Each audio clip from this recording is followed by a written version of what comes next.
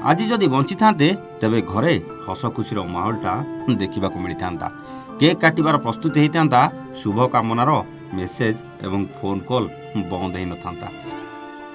Fan परिवार मित्र माने समस्त मनरे आज गर्व और खुशीर दिन देखा मिलता।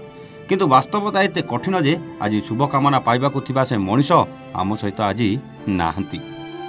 केवल किछि अभुला स्मृति आ पुणी कंठ को छुई जाउतबा से मधुर स्वर मात्र आम सांगरे बंची रही। आज्ञा हाँ दर्शक बंधु, आज प्रिय कंठशिल्पी ह्यूमान सागर को जन्मदिन। जदि आज से बंची थांते तांकु 34 वर्ष पूरी 35 वर्ष रे प्रवेश करिथांते।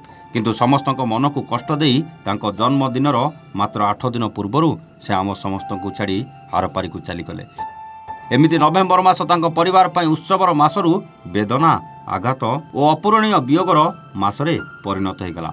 ह्यूमान को जन्मदिन में कंठशिल्पी दीप्तिरेखा तांको भावना रे भांगी पड़ी कहते ह्यूमान भाई को नहीं एई मासर खुशी और दुख दुहे लुचि रहिचंती। एई मासर से जन्म कले एवं एई मासर ही आमको छाड़ी आरपारी को चली गले।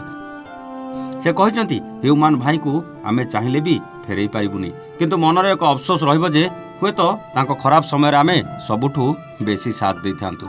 से आज आम मध्य रही थांते। इंडस्ट्री लोक मैंने जो माने तांको सह काम करुथिले, जो मानक पई ह्यूमान अनेक हिट गीत देइथिले, से माने जदि स्वार्थ कमिशन और कामर चापठू दूरेई मनुष्यता देखाई थांते, सहयोगर हाथ बढ़ाई थांते, संभवतः ह्यूमान को जीवन रु एई दुखद अध्याय हुए तो देखा पड़ न था।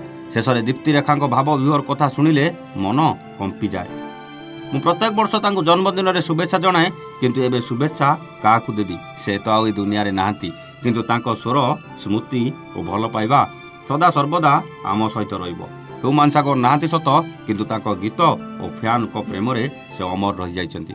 आज तांको जन्मदिन रे आम A1 परिवार तरफरु स्मृति रे शत शत श्रद्धांजलि। Bureau report A1 Odia.